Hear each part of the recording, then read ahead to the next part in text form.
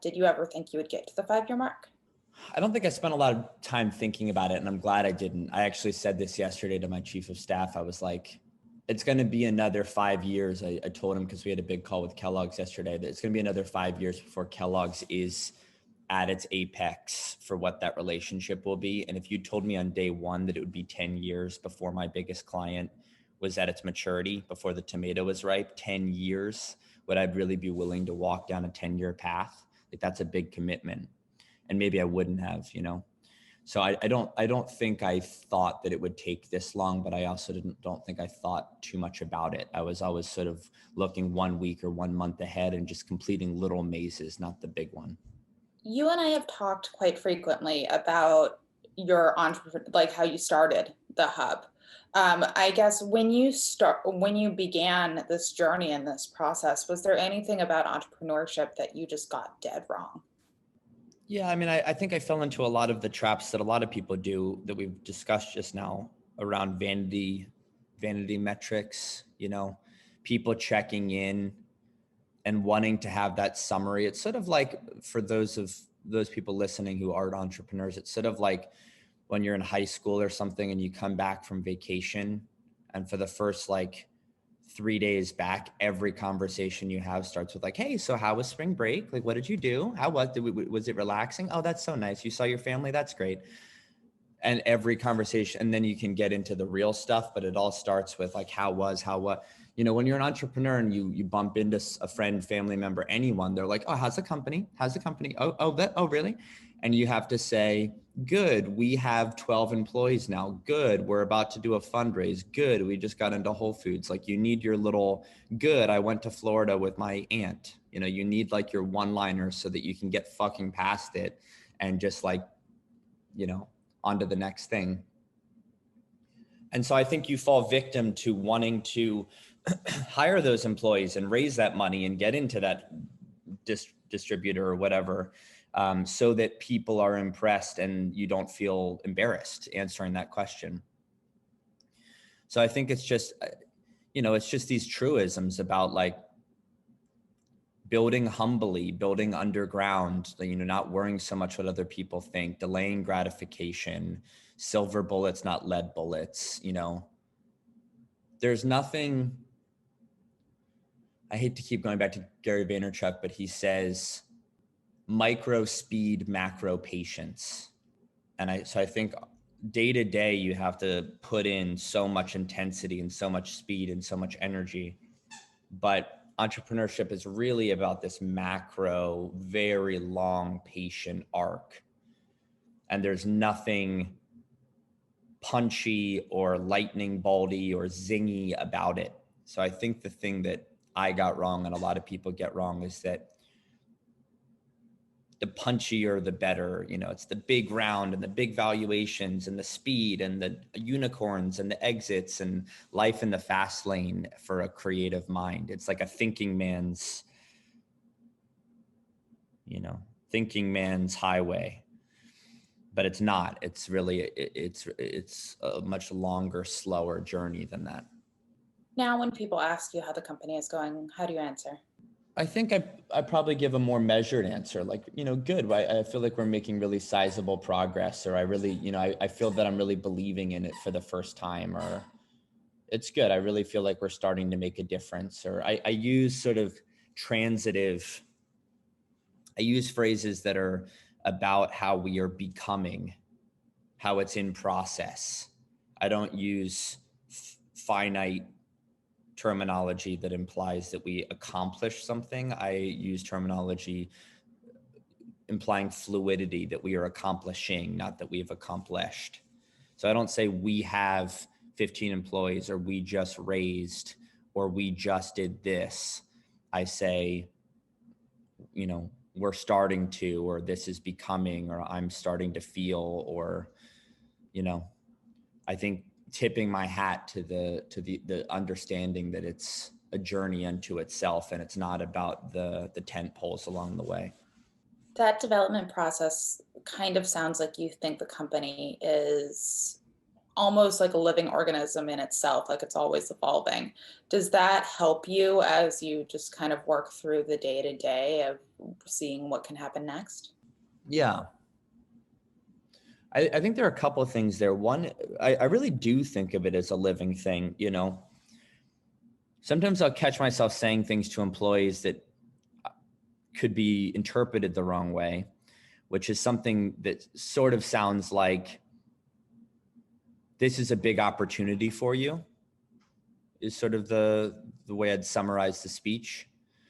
And then I always catch myself and say like, and it's a big opportunity for me too, you know, like I started this when I was 25 and like energy has been pumped into this system. And this sounds very cult-like and bizarre, but I always say like the hub is mother to us all. Like I still almost can't believe that this is like my job and this is what I do every day, and that it's taught me all of these lessons, and it's hardened me and challenged me and brought this leader out of me and this entrepreneur out of me and this happier, more actualized person out of me. And I don't really think of it as like me doing that to myself. I think of the company as doing that to me. So yes, maybe I like gave birth to the company, but the company then gives birth to me. And I think of it the same way with my employees, where I'm like, this is a cool opportunity for you. Like, this is a really awesome foil or opportunity for you to cut your teeth, or to, you know, like a 17-year-old employee of mine was leading a call with Kellogg's yesterday with senior people at Kellogg's. You know, like, when does that happen? So there are opportunities like that all the time because our company is picking up steam and growing and evolving. It's an opportunity for all of us to better ourselves and to have greatness pulled out of us. So I really do view it as a living thing, and as something that I learn from just as it learns from me. I think we might have talked about this in a prior session, but I also think it's interesting and pertinent here too. But if you could go back and talk to the version of you that was just starting the company, is there either any advice you would give him, or would you want him to just kind of make all of those same mistakes that you made along the way?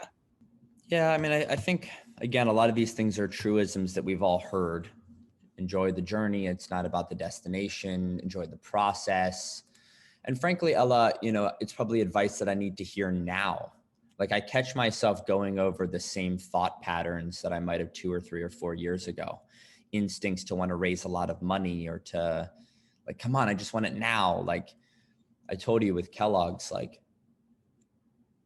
it's going really well, right? Like, we're making really steady progress and they're taking us very seriously. And it's a big moment for the company. I think if you told me that 3 years ago, that a Fortune 10 or Fortune 20 company wants to pretty seriously work with us across 8 of their brands, I'd be like, holy shit, that's amazing. It's a much smaller contract though than I thought it was going to be when the conversation began. And so I'm sort of like, fuck. And it's going to take a couple more years of us really proving ourselves to really get in there and really get the budgets that I think we're capable of handling. So right now, today, I feel impatient and frustrated, and I want more, and I want it now. And let's go, let's go, let's go. And I have to remind myself of lessons I've already learned, which is like, no, just like one day at a time, one foot in front of the other, chip away. You know, I'm going on a date tonight. And like, if she asks me about my company, I'm going to want to say something punchy, but I'll have to catch myself. You know, you have to keep retraining yourself to be patient. Is there anything else that you've learned from running a startup over the course of this half a decade that you're just really grateful that you learned, or that really surprised you? I mean, so many things. I think, yeah, just like you keep saying the time, you know, the amount of years, and it's like, oh, that it actually kind of, it's starting to sound like a decent amount of time. I like calculated it, and somewhere in my 4th year, I hit the 10,000 hour mark, which is when, like, you know, you become an expert or a master in something, you know, and I almost felt it. Like I felt, I somewhere in the past 12 months, I felt like I couldn't enter a meeting and feel scared or unprepared. Like I felt like I'd sort of seen it all. And even when things were new or challenging, I had the equipment to handle it. So I think something I've learned is that it can become a lifestyle, constantly being on a pretty steep growth curve and being challenged and being overwhelmed, and the challenge is getting bigger and you getting stronger, and the challenge is getting bigger and you getting stronger, and that you can actually find comfort in that discomfort, in that ever-changing, ever-growing landscape that can be comfortable unto itself.